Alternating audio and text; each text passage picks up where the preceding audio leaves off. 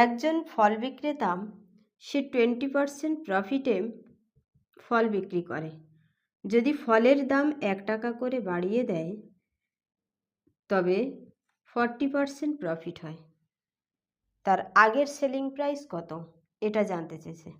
দেখো 20% মানে 1/5, তাহলে এসপি কত 6/5, এটা সিপি এটা এসপি, তাহলে সেলিং প্রাইস কি হবে 6 মাল্টিপল হবে। এখানে অপশানে দেখো এ অপশানে 6 আছে, এ অপশান অ্যান্সার। এটা একভাবে করলে।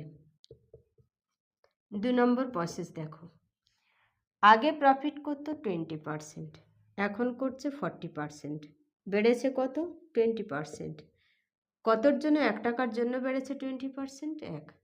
তাহলে আগে সেলিং প্রাইস কত 120, তাহলে 120-র ভ্যালু কত হবে?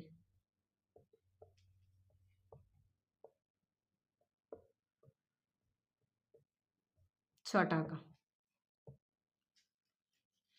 আবার এভাবে করতে পারো,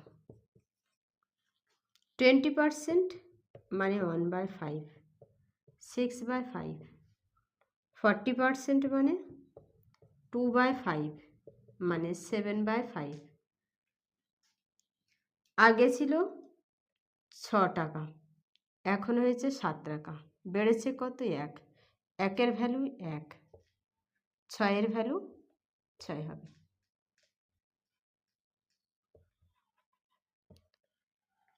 এই অপশান অ্যান্সার। বোঝা গেছে?